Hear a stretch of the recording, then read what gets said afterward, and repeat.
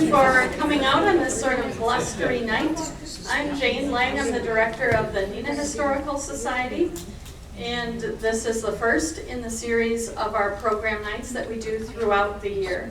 So welcome, and we're very glad you're here. I would like at this time to introduce our new assistant director, and that is Becky Heitke-Kwiatkowski. She has just joined. I'd be clapping if I could. We're very happy that she's joined us as the assistant executive director, and she is an amazing asset to the organization. I don't see that we have other board members present, so I won't introduce them. But I would like to draw your attention to the fact that we've got some lovely ladies sitting at the table from the Menasha Historical Society, and Becky at the table as well. And we've got information and handouts for you that you could collect if you're interested. Our current newsletter is there. We are also just in the beginning of our membership drive for the Neenah Historical Society, so if you're a member, you may have gotten that in the mail or as an email or both, and we encourage you to continue supporting us, or if you haven't joined the Historical Society and you like what we do, the projects we do, the programs, the events that we coordinate, please consider supporting us and supporting the Menasha Historical Society too, because what we do for the community, so we can't do it without your help. Next month, I wanted to point out that our program will be on oral history collection. And that is a great opportunity for you to come out and learn about how to collect the important stories of your family, of your friends.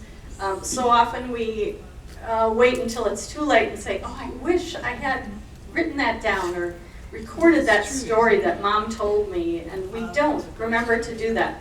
So this is a great workshop that you can attend. The date is October 18th.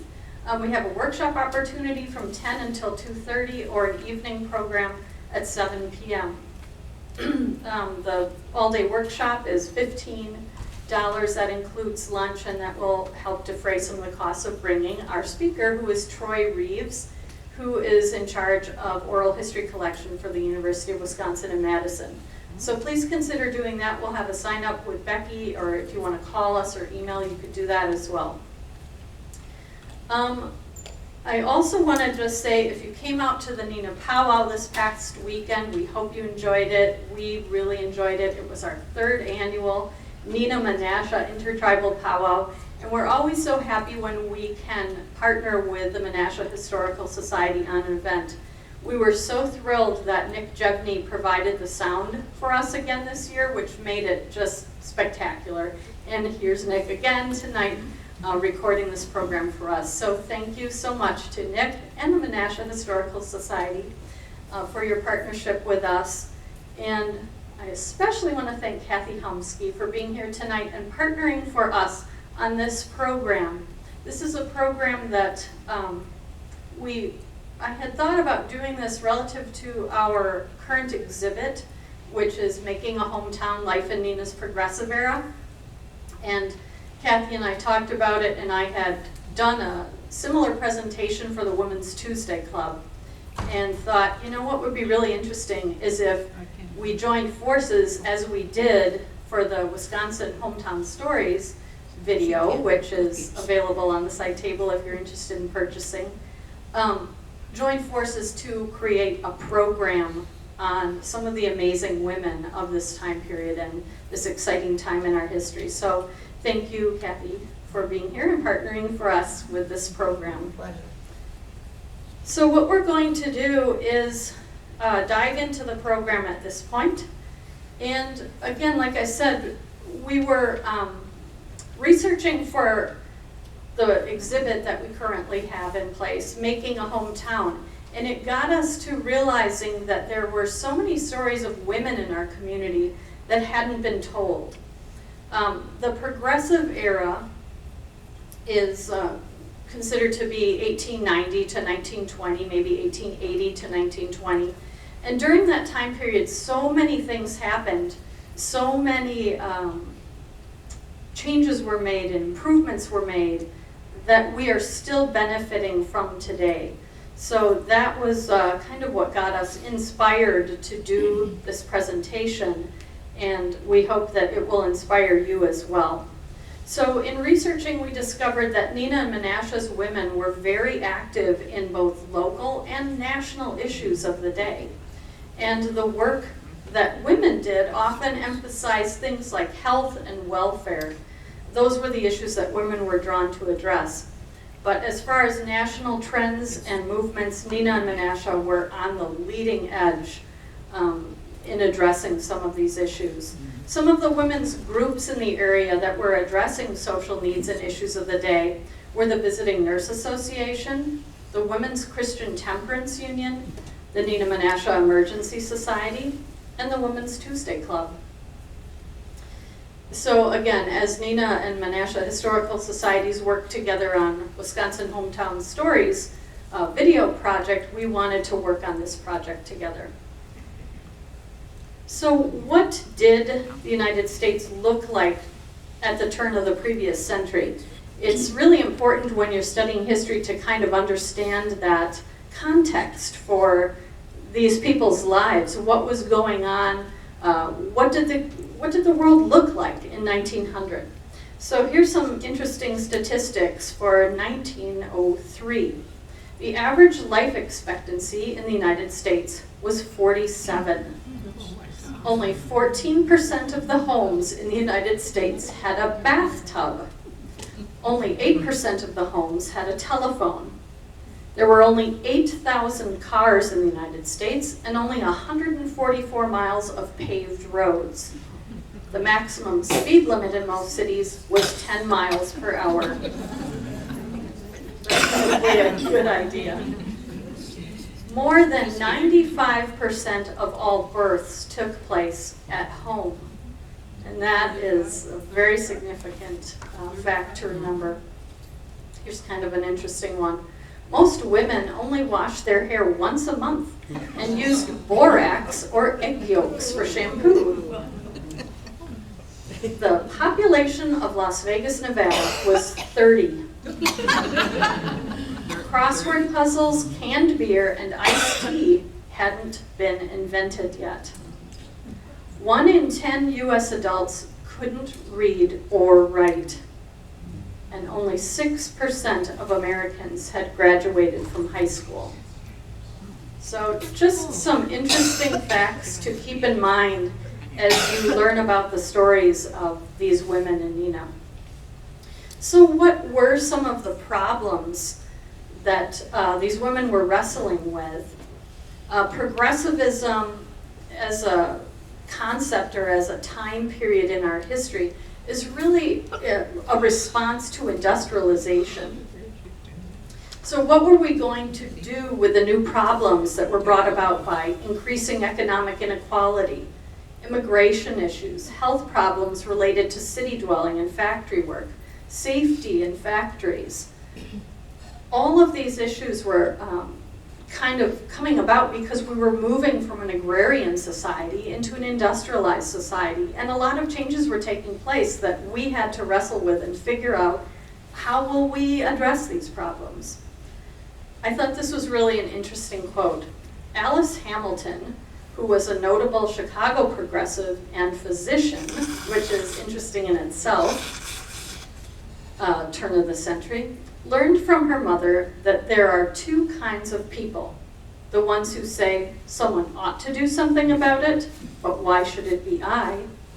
And the ones who say somebody must do something about it, then why not I? So many local women in Neenah and Menasha followed the lead of women like Alice Hamilton and became the doers in our communities, focusing on helping others and making our communities better. Again, what were some of the problems these women were wrestling with at the time? Child labor was certainly one of the issues of the day. It wasn't until 1938 that Congress finally approved the Fair Labor Standards Act, which specifically regulated child labor. So imagine dealing with that issue as a mother or father. There were multiple other social problems that seemed to be brought about as we moved away from an agrarian society into an industrialized society. Work no longer centered in the home. We weren't farming together as families, so there were different schedules, rules. There was an increase in crime, low wages, long hours, 12 to 14-hour days were not uncommon. Here's an interesting thing to consider.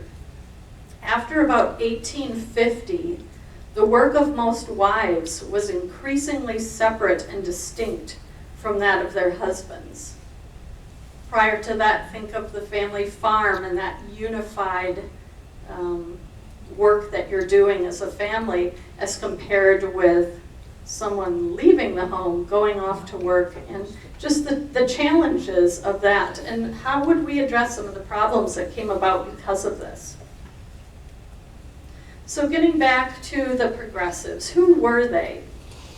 The progressives believed that the growth of industries and the growth of cities caused social problems for our society, and they wanted to do something to address these problems.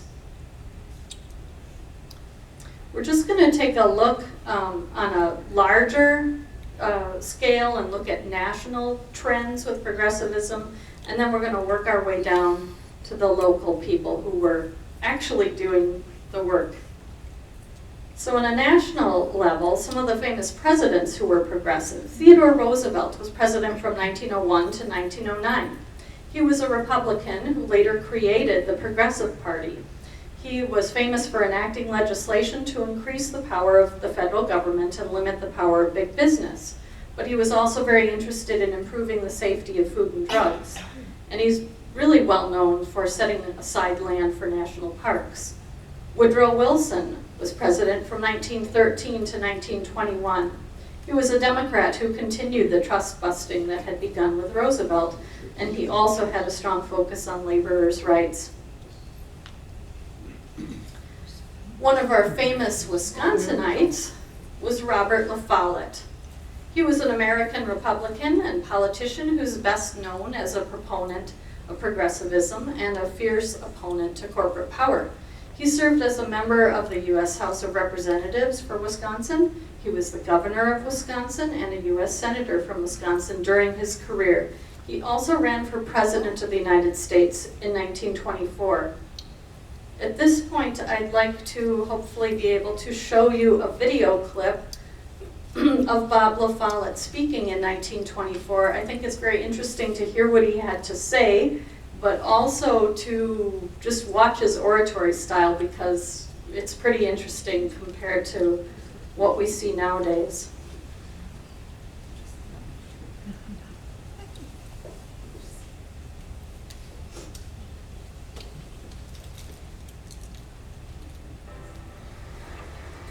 America is not made in the making. It has today to meet an impending crisis, menacing as any in the nation's history. It does not call a sound to arms, but it is nonetheless a call to patriotism and to higher ideals in citizenship. The patriotic citizenship of the country must take its stand and demand of wealth that it shall conduct its business lawfully, that it shall no longer furnish the most flagrant examples of persistent violation of statutes while invoking the protection of the court, that it shall not destroy the equality of opportunity, the right to the pursuit of happiness guaranteed by the Constitution, that it shall keep its powerful hands off from legislative manipulation, that it shall not corrupt, but shall obey the government that guards and protects its rights. Mere passive citizenship is not enough. Men must be aggressive for what is right if government is to be saved from those who are aggressive for what is wrong. There is work for everyone. The field is large. It is a glorious sight.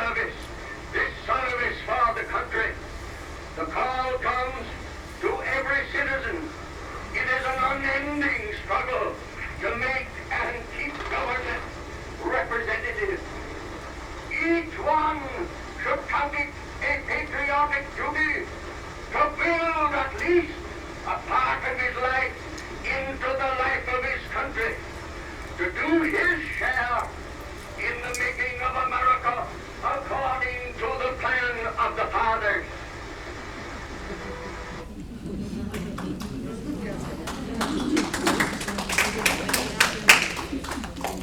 I like that little grin he had at the end.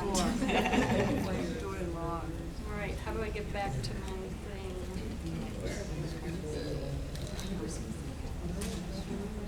There we go. Oops.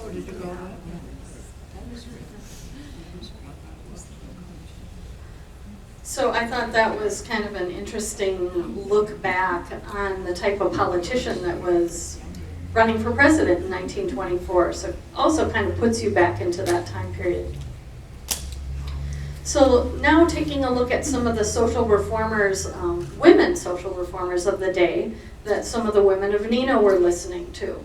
You can see Elizabeth Cady Stanton on the left. She was born in 1815. She was an American suffragist, social activist, abolitionist, and leading figure of the early women's rights movement.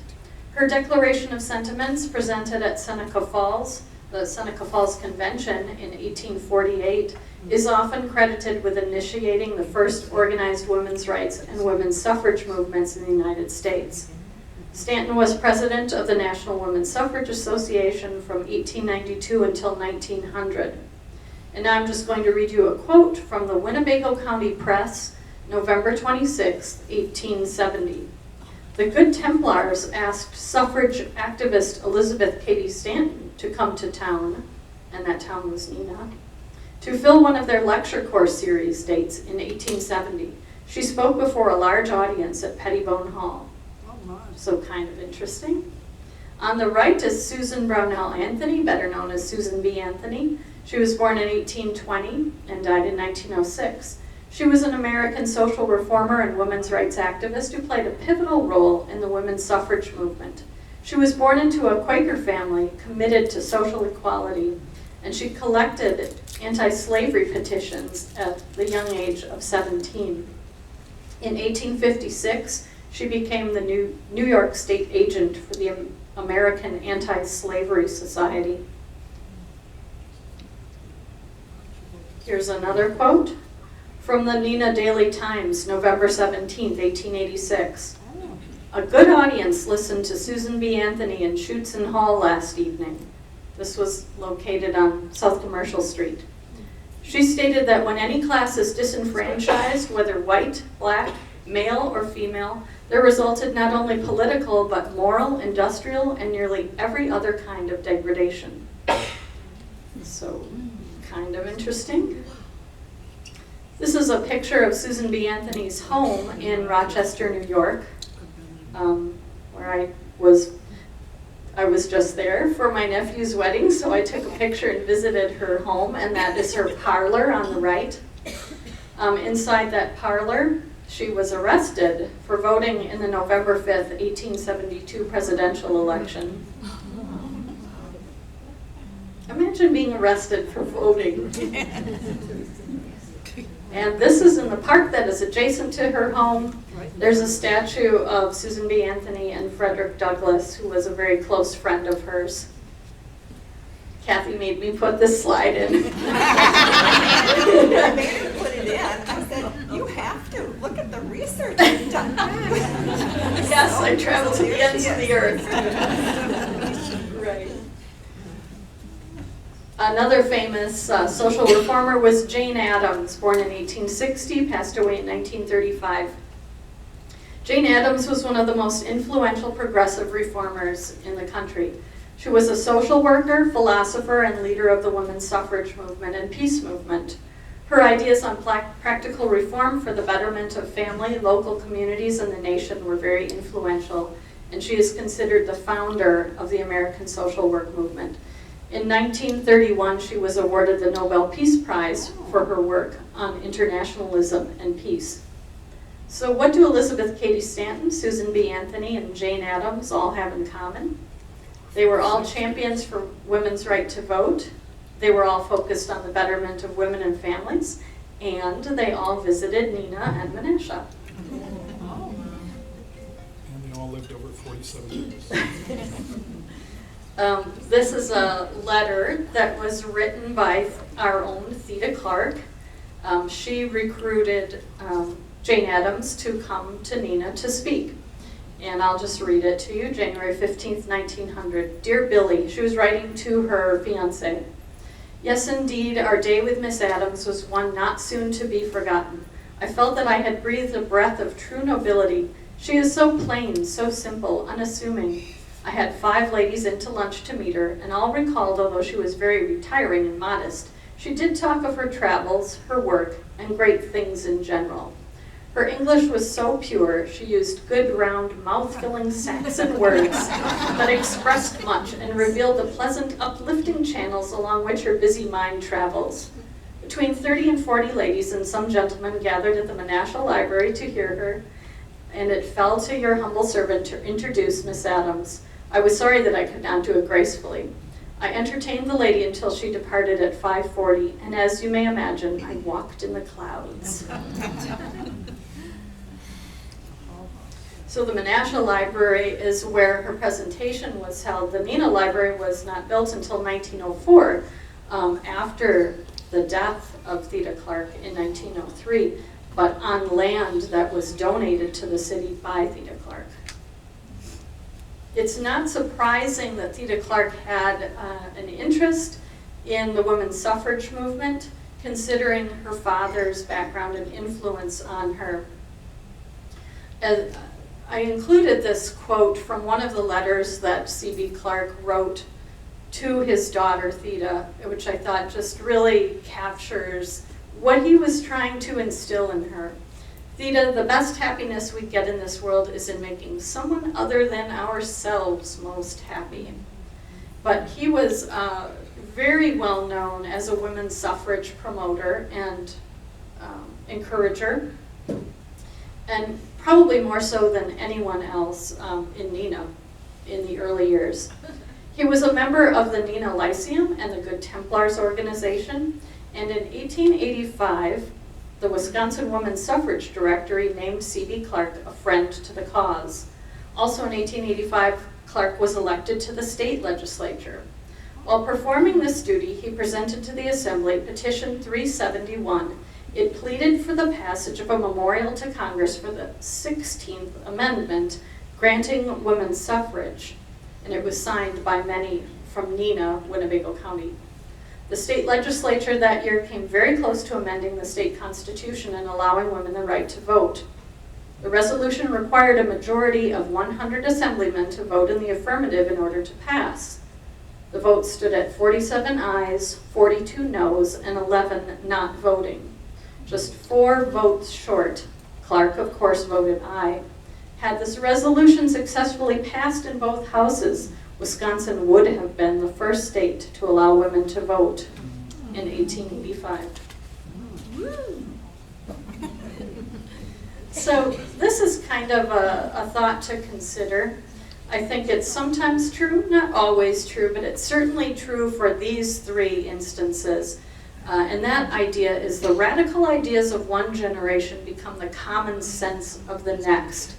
And some of the ideas that were considered very radical in 1900 were the idea that women should have the right to vote, that we should limit the hours that children work, and that social problems could be addressed with better education. I think it's pretty clear that those ideas are now common sense. So what did we look like moving back now and down into our local community? What did we look like during the Progressive era?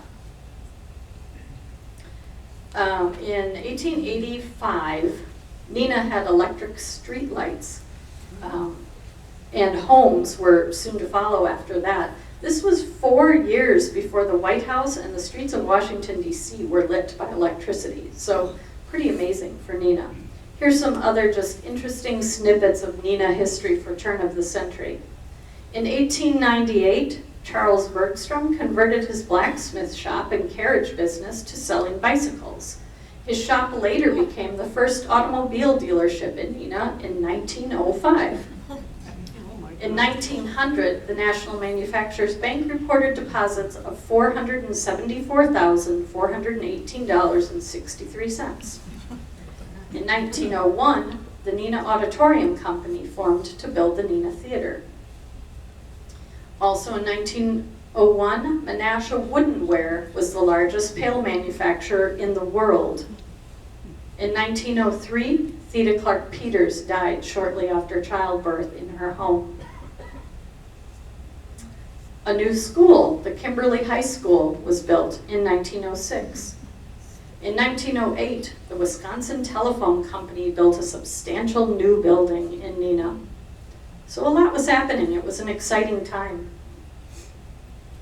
Here's a picture of downtown Menasha at the same time. I don't know, okay, Kathy will tell you about that. On the photo, I would just like to point out that the left-hand side of the street, called Lower Main Street, has almost all the buildings still standing. Where the awnings begin, a store down is the Weather Vane Restaurant, and you can see down toward the Fox River. The very end of that block would be where Club Liquor is now. The hotel on the right-hand side was before the actual Menasha Hotel was built. This one preceded it and was burned down, but we believe this photo was taken somewhere in the late 1890s. No paved streets and wooden sidewalks and the horse and carriages, and we do have a trolley coming down the street. But we just so enjoy these old photos, and they're so interesting to the people in our community. So that's why we included this one. Thanks, Kathy. So now you have a sense of what was going on in the national scene, what we looked like in the state, what we looked like locally. So let's talk now about some of those women who were living during this time period. And what did they accomplish in their lives here? So some of these women might be familiar to you. On the upper left, you can see Theta Clarke. Her contributions to the community are so innumerable, we could probably do an entire program just on her life, and we probably should. Next is Helen Kimberly Stewart, Clara Bloom, Gertrude Steinbrenner Bergstrom. On the bottom left is Ida Heinecke. She was the first nurse for the VNA. She originally had a horse that she used to go home to home, doing her rounds with and helping people in the community with illnesses and childbirth. But her horse couldn't take the cold, so she just went on foot. Next is Kelly Gilbert, then Clara Merriman Shattuck. Clara Merriman Shattuck was responsible for donating the land that is our current Shattuck Park and revitalizing that piece of property, which had been the city dump prior to that. And Frances Hewitt Kimberly on the far right on the bottom. There are so many more women that we could talk about and so many more stories, but I'll just focus in on a few of these women who, instead of saying someone ought to do something about it, but why should it be I, instead said somebody must do something about it, then why not I? So here is Helen Kimberly Stewart. She was born in 1869 and died in 1956. She was the oldest daughter of John Alfred Kimberly, who was one of the 4 founders of Kimberly and Clarke. One of the things that she is known for, aside from many other accomplishments, is that she went toe-to-toe with a very prominent local businessman. He wanted to build his home at what is now Kimberly Point, and he wanted Lakeshore Drive to become a private drive. And she did not want to see that happen, so it was a pretty bold move on her part. She went toe-to-toe with this very prominent man and purchased up land around that area and donated it to the city and essentially kept Lakeshore Drive open so that we can still all enjoy that today.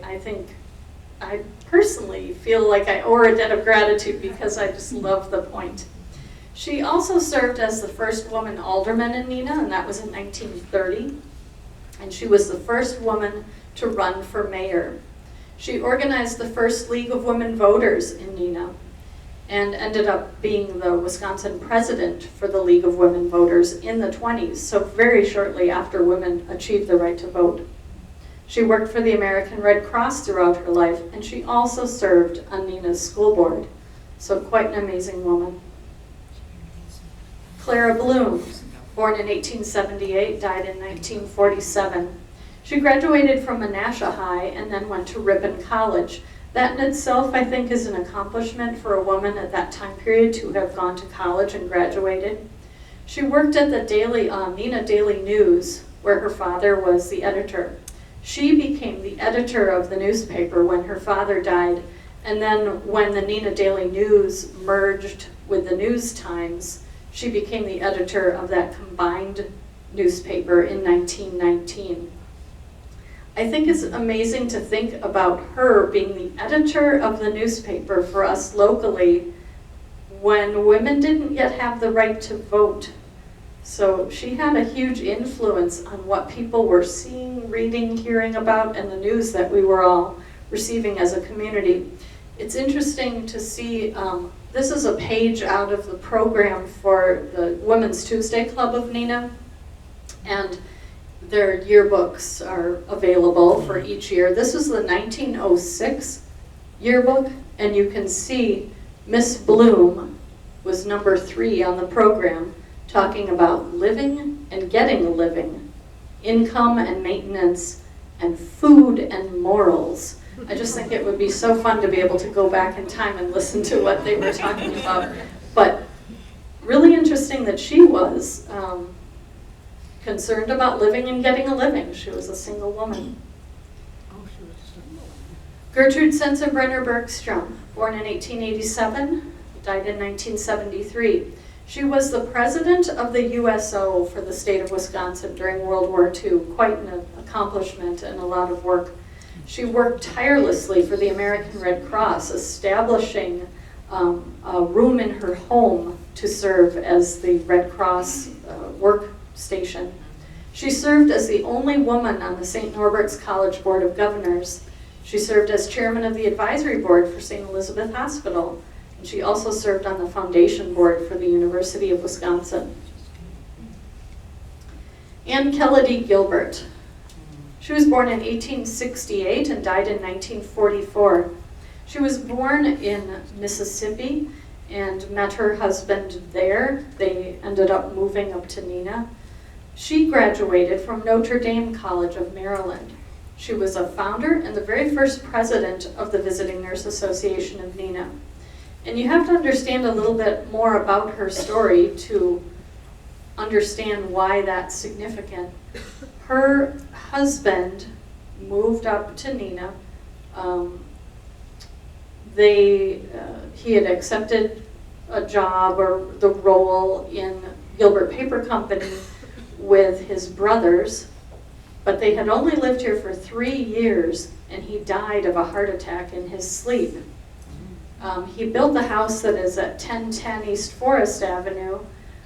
It's still there today, but they had 5 children, so here she was left a widow out of her comfort zone, which was probably Mississippi where her parents were, and living in this community. And instead of, throwing in the towel, she became the founder and first president of the VNA.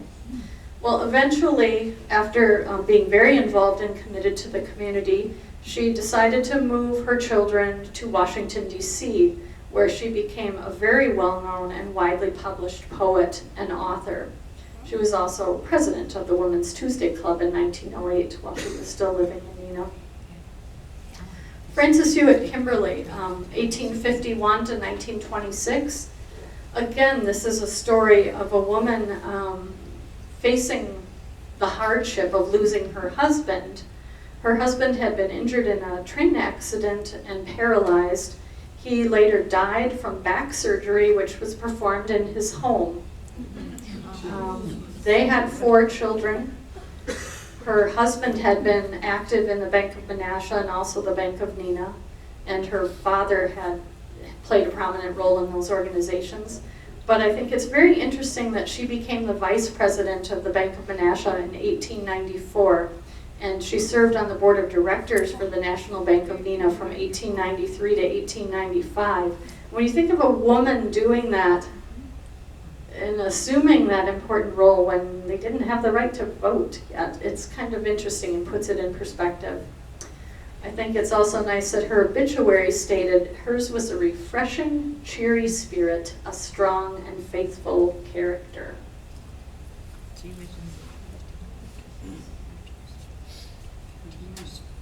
So now I'm going to turn it over to Kathy, and we're going to learn a little bit about some of the women from Menasha. You just have to show me where to change the slide. Right there. Okay. All right. So for the Menasha portion of this program, I thought I'd address what life was like back in the late 1800s, early 1900s. And as we started researching the women of the time that were prominent and some of the incredible things they did, I got to thinking about how difficult at those times to live when there were no modern conveniences. Several of these ladies lost children because of disease, scarlet fever, smallpox, influenza. If not for Theta Clarke, I'm not sure when the area would have had a hospital. But they had very difficult beginnings in this community, which was just being founded. In fact, I have to start with Elisha D. Smith and his wife Julia. And Julia is not represented here. It seems like a lot of people know about the Smith story. But one thing they might not know is that Elisha Smith married Julia Maury on the East Coast, and the day after their wedding, they began a journey to Wisconsin, and it took them 8 days to get here. There was some railroad at the beginning, then they had to change to steamship, and then at one point a stagecoach, and then at the very end of their journey, sailboats coming into Neenah and Menasha. She had no idea where she was coming to, and her father on the East Coast begged her not to come.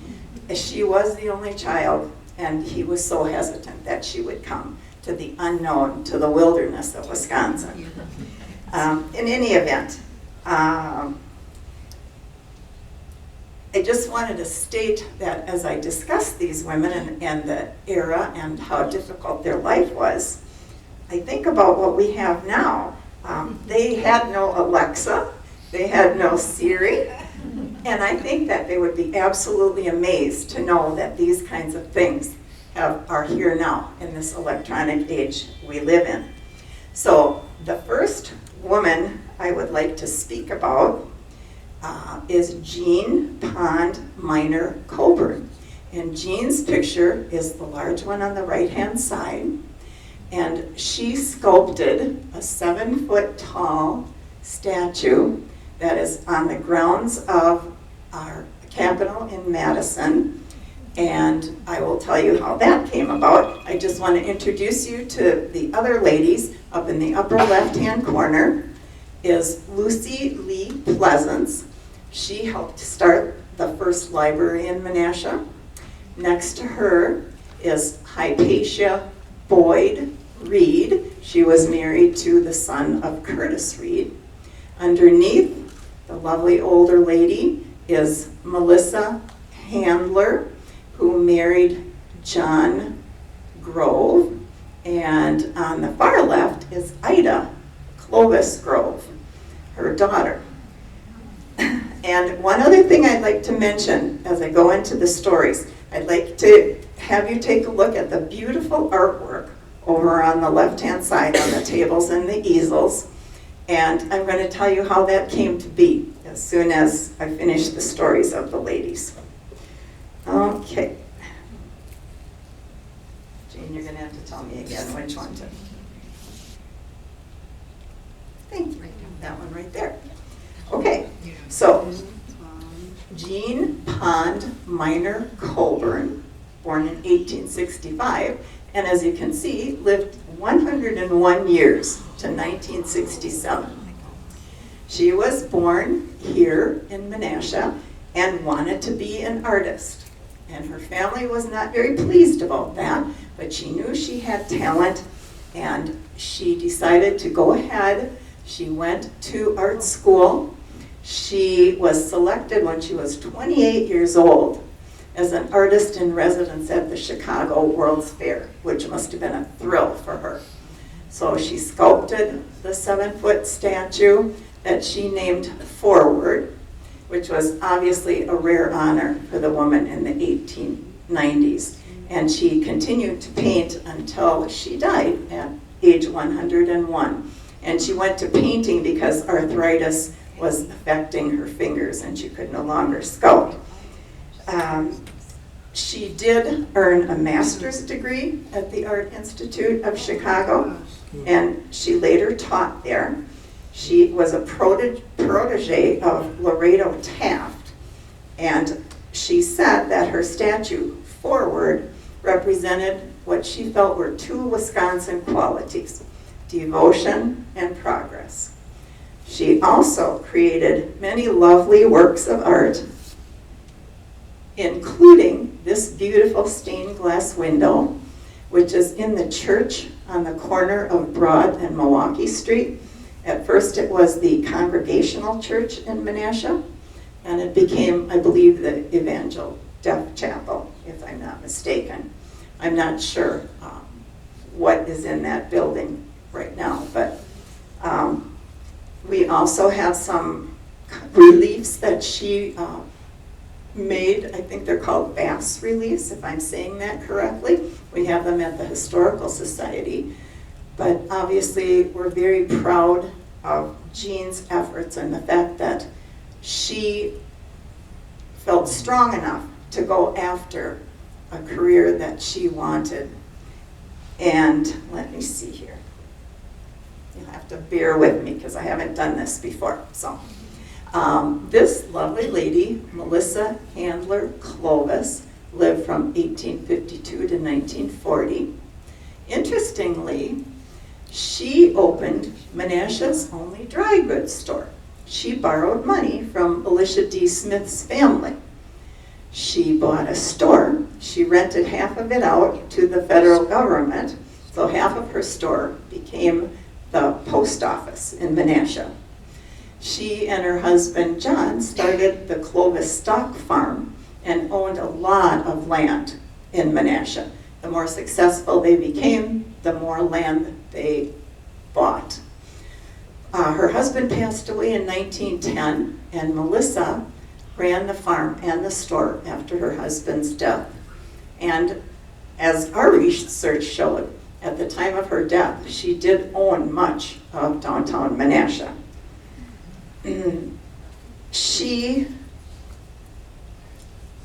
unfortunately had 4 children, and I say unfortunately because the 2 of her little boys died in infancy, and one suffered a severe head injury in a horse and carriage accident and never recovered from that. Then she had a daughter, Ida Clovis. Ida graduated in Menasha High School in 1889. And Ida married a gentleman by the name of Frank Grove.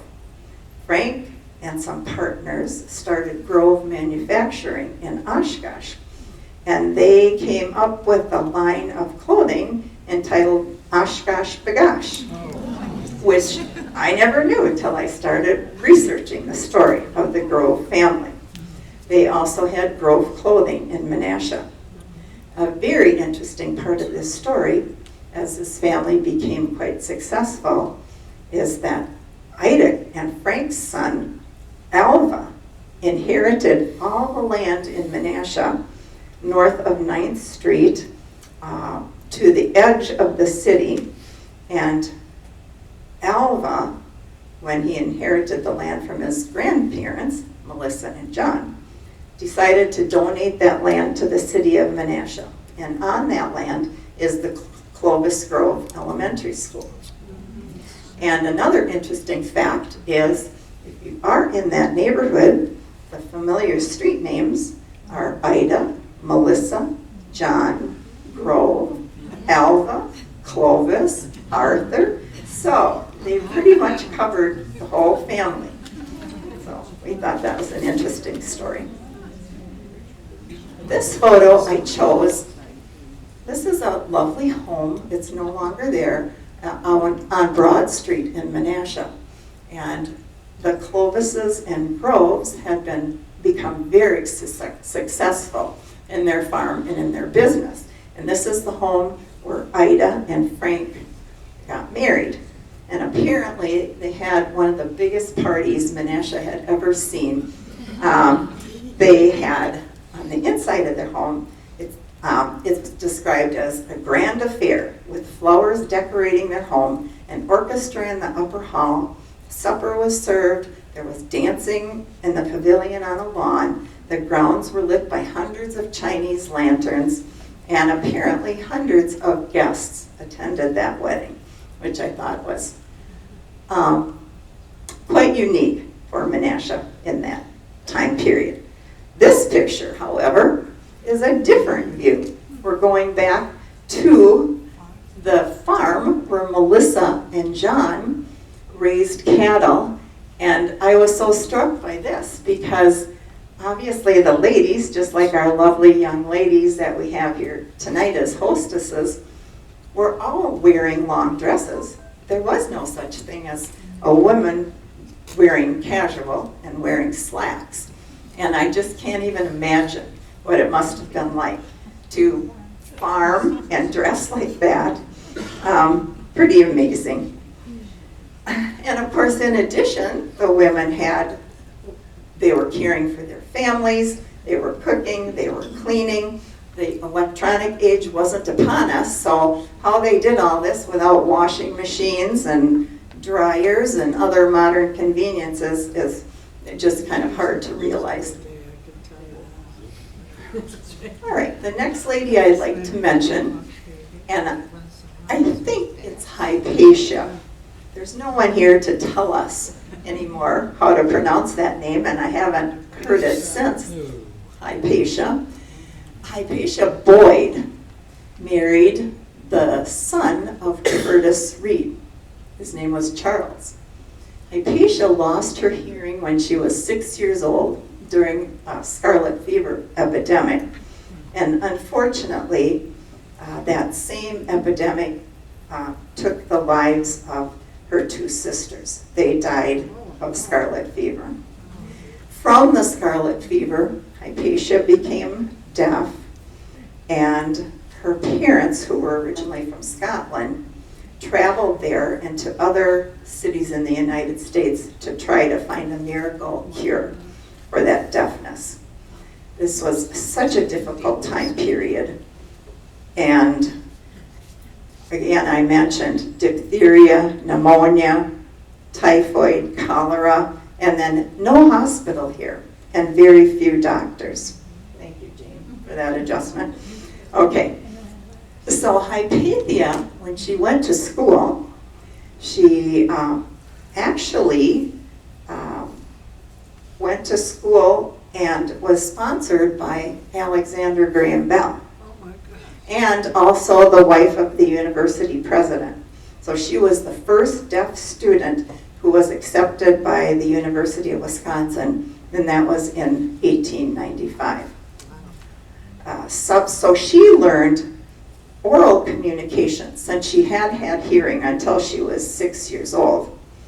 She continued the use of oral communication and lip reading instead of signing. And after she came back to Menasha and married Charles Reed, who was profoundly deaf, Charles used sign language, and Alexander Graham Bell and others thought that she took a step backward because she could read and she could attend normal school. She, although felt like she was more comfortable in the deaf community, and her life became pivotal in the deaf movement. In a way, she was a bridge between the signing community and the people who used oral language and lip reading in that area. She was actually embraced by both the deaf community and those outside of it, and did an incredible amount of good here helping the deaf community. This photo happens to be of downtown Menasha, looking the other way. This is Upper Main Street. We have no particular time period here, but on the far right, the very tall tower was our beautiful fire station. It was the fire station, it was jail, and it was also City Hall. And the horses were boarded on the side of the City Hall. And you can see all the workers and the incredibly hard work done without modern machinery. I can't even imagine how difficult it must have been in that era to do projects like this and build up the city. And I'm sorry this is kind of scratchy. I'm not used to speaking in this mic, so I hope it's not too annoying for you. In any event, that was life in early Menasha, and on the far left, you'll see a sign, hopefully, that says George Bonta. That was the first office and publishing company of George Bonta, whose wife basically kicked him out of the garage at home. And first he started printing in the dining room, then he got moved to the garage, and then she said, no, you need to have a store. So I believe there's a Western Union telegraph office, and as you can see, the power poles, and our progressive community really starting to grow. Now, I'm going to talk about Lucy Lee Pleasance. I love this story. Lucy Lee moved here to Menasha in 1877 because her family was negatively impacted by the Civil War. Basically, they lost everything. Her family, the Pleasance family, came here from the East Coast, and let me see. I don't know what that noise is. There's the Pleasance family. The family all were great readers. I'm sure it was culture shock for them to move here to Menasha, but they did have land on Doty Island, and when they lost everything, they moved here, and this is on Namath Street in Menasha. And there were 5 girls and 2 boys in the family. And their mother, Sally, had her debut at a ball given by Dolly Madison. So she had quite an affluent background. In the family, Lucy Lee's sister, Helen, married a fellow by the name of George Bonta. And I think she did pretty good with that marriage. But their mother said she did not want any of her daughters to marry any of these doggone Yankees. She said, you wait until a fine Southern gentleman, and then you get married. So only Ellen got married. Lucy Lee had this love of books and decided that she wanted to open or help begin a library. So her story is she called a meeting of people in Neenah and Menasha, and she said, if you're interested, come to the National Hotel and we'll see how we can begin to form a library. And they were interested. 40 or 50 people came. They ended up on the second floor of what we call the Tookshire building in Menasha. And Elisha D. Smith got wind of that effort and said that he could help monetarily. And he gave a contribution of $25,000 to start the library, which was opened in 1898. And many of you may remember that beautiful library on Mill Street in Menasha. Lucy Lee actually ended up being the head librarian. She worked for $50 a year, and she worked there for 23 years. When you go into the library, you'll find her beautiful portrait on the wall of the children's department. And the children's department in the original library and our current library were dedicated to the memory of Lucy Lee Pleasance. One thing that she did, along with Elisha Smith, and I thought this was incredible, she made sure that the library had books in German and in Polish to welcome the immigrants, because so many people were coming here to take jobs in the factories. And both Mr. Smith and especially Miss Pleasance wanted them to feel at home and assimilate quickly and know that they were welcome. So, let's see, I think she did so much as far as the library, and we owe her a debt of gratitude, her love of books, and her willingness to share with the community. This photo, I'm sort of winding up here, but this photo was taken with today's technology by our art director, our president of our society, Nick Jevney in the back. We have had school groups come to the memorial building, that's our home, and after we showed them the treasures that we have in the society, Nick showed them how a drone works. And they were absolutely fascinated by that. They're looking up like, oh my goodness, this is so cool, so incredible.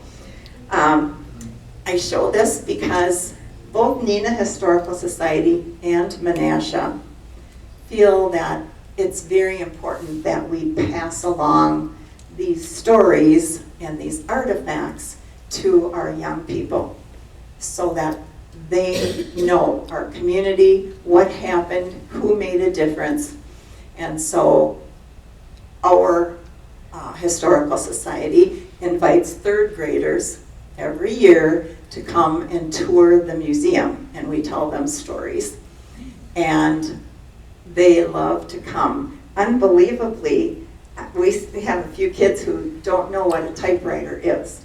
They see it, you know, they have no clue what you're supposed to do with that, and many other things. So let's see. I told you that I was going to speak about those beautiful works of art, and the reason is that we were contacted by a Menasha High School teacher, Erin Culligan, and Erin is here in our group tonight. Erin, will you just wave? Okay. I think this is such a great thing. Erin decided that she wanted her students not only to do art pieces, but to do the art pieces with places and people from Menasha. And I think that you would agree that these works of art are beautiful. They've done an amazing job. On the far left there is the home of Mr. and Mrs. Smith, Elisha and Julia Smith. And there are a few of Ellen Bonta. There's one of Captain Richard Hill, and the company E-Room at Menasha Library is dedicated to him. In any event, I just want to thank Erin and teachers like her who want to integrate history and art and help our students get a better look at our past. I think that's just amazing. And when I got a recent email from Erin, as we've been talking back and forth about this program, she has a quote at the bottom of her email. And that quote is, "Be the change you wish to see in the world." And that's a quote by Gandhi. But I think, Erin, this just fits in so well with our program and with what we're trying to do. Actually, Jean, I think if you want to finish up here. Alrighty. I think I have all my slides shown. So, again, why do these stories matter? These stories matter because the women, and men in many cases, who championed these causes positively impacted what we're still enjoying today. The VNA, which started in 1908 by women of Neenah, was on the leading edge of public health nursing. The Neenah and Menasha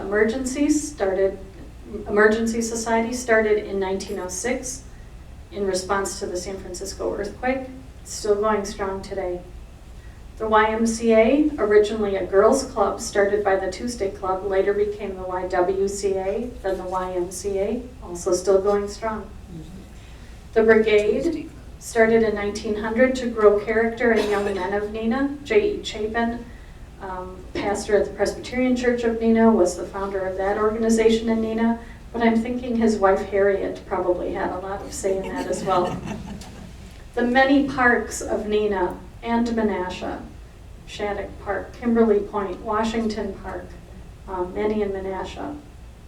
The Women's Tuesday Club, which started in 1885, by women who believed in educating themselves and making a difference. The libraries of both Neenah and Menasha. The League of Women Voters. It was active then in Neenah, still active now. So we hope that you will be inspired to keep making Neenah and Menasha great hometowns, just as the women of our progressive era did. And please remember to keep the why not I attitude. Thank you for all you do as the people of Neenah and Menasha to make our communities and hometowns great. And we hope that you'll consider the ways that you will be difference makers in your own lives and in your own time. Thank you.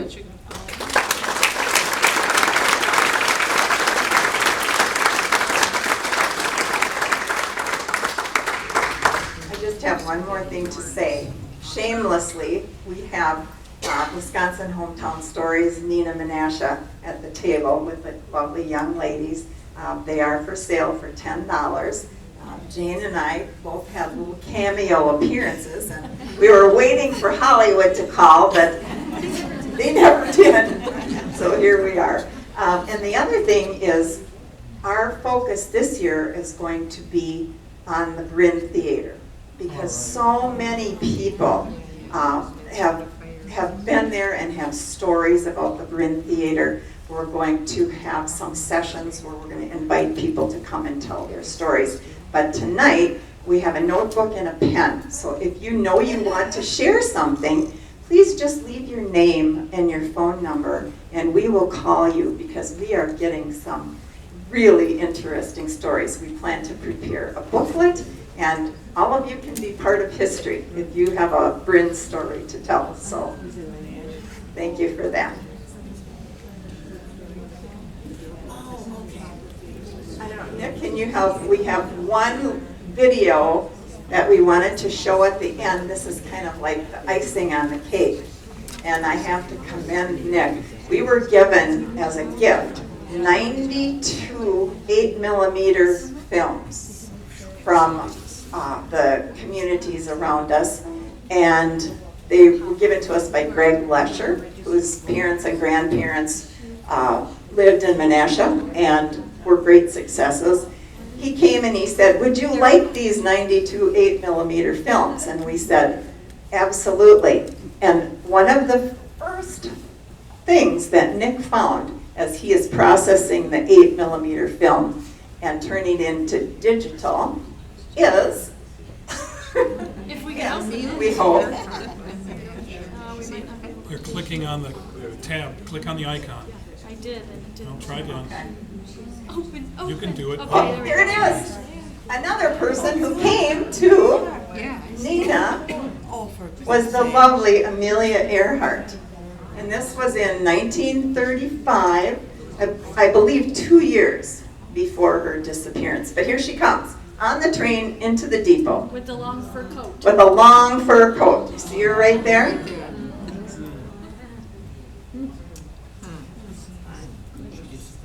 Pretty inspiring. And I think Jane has a family involvement in that, don't you? When Amelia came? Yeah.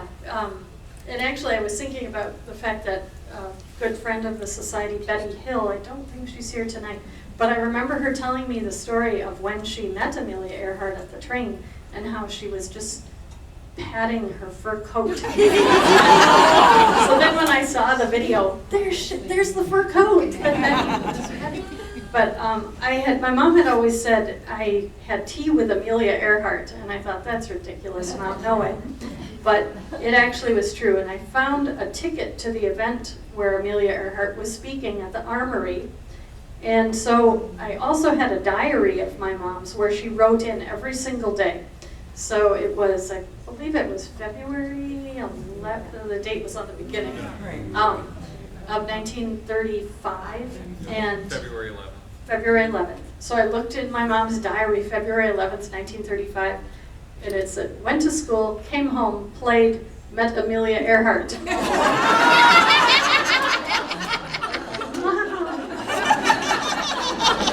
But she met her and had tea with her when she was a young girl, and she was very inspired by that and always told that story as one of the most remarkable experiences of her life. So anyway, just good to remember that, and also a good reminder to sign up to come to the oral history collection workshop. So thank you for coming tonight.